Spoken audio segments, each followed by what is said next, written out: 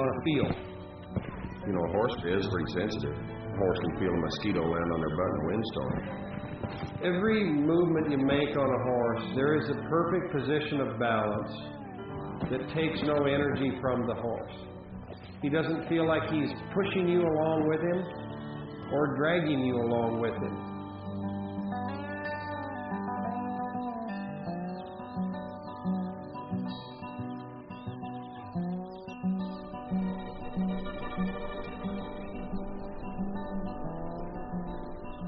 He's built to fit a horse, you know. God had him in mind when he made a cowboy, you know.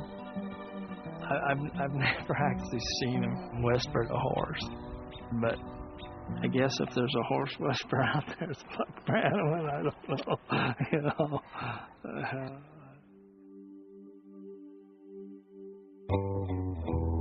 Originally, I got connected to the horse whisperer through Nick Evans. And he said, I'm researching some characters for my book and trying to find a way to bring this character to life. And I was doing a clinic in California, and kind of a hippie-looking guy came up and he said, I'm a movie producer. He said, I was wondering if you could meet with me and Bob. I said, Bob? In my business, artificiality is part of the business. You look for authentic people. And so when I met Buck, my first thought was, well, what the hell is this? Guy walks into an office in Santa Monica, he's got a big hat on, he's got his vest and so forth. He looks like he's got a costume on. I thought, oh my God, you know, what's...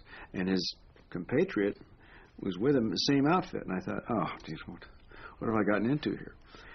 And then the etiquette, the politeness, the humanity that kind of came off real quick kind of erased that. And then we sat in the office for about an hour and a half and talked about things that were authentic. And so I realized that I was really dealing with what I would call the real deal. No nonsense guy.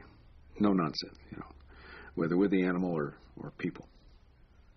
He was an advisor that I brought on that slowly worked his way into the core of the filmmaking because he just knew more. So Buck contributed everything as a model and also as a player. I used him as a double. So he was a huge part of the fabric of the film. And he was able to do things that the hired trainer could not do. And there was a scene that Scarlett was supposed to go into the stall with the horse, and it was her first time being near the horse since the accident. And the action for the horse was he was supposed to sort of paw the ground and show a little aggression, and then come to her and respond to her and more or less put his head in her arms, and it was a real touching scene. And they couldn't get the shot because the horse was a trick horse, and they are trained to not take their eyes off the trainer. The horse nuzzled the wood, the horse nuzzled the frame, the horse nuzzled the boots of the trainer, but wouldn't nuzzle Scarlett. And the meter was ticking, and you know, time is money and all that stuff. So I was going into a panic. They said, what are we going to do? I said, what do you mean, what are you going to do? He said, well, we never got that shot. I said, yeah, we sure spent a long time at it, too. He said, yeah, 8 hours. You got any ideas? I said, yeah, why don't we use my horse, Pet? And at first, everybody said, well, you know, you don't understand, Buck. You know, we use Hollywood trick horses for this because they're performers and they can do things on the mark, so we can pull a focus on a certain place, and you just don't understand that. We don't, not downplaying your thing, Buck, but it's like, but Pet, he doesn't know how to work on a mark. He's not an actor. I said, no, he's a horse. I said, what do you have to lose?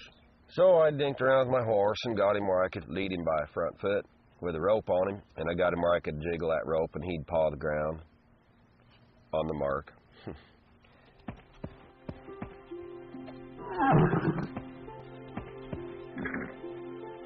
So he came up and he just put his head right in her chest, and she wrapped her arms around that horse, laid her head on his forehead, and everybody was crying. God, within 15, 20 minutes it was done. So Buck played a greater role than a lot of people realize. He contributed everything. there was a humanity and a kind of gentleness of spirit that I adopted for that character because of Buck. When I saw the finished product, he looked good. I told him, there is some potential there, Bob, if this movie thing doesn't work out for you.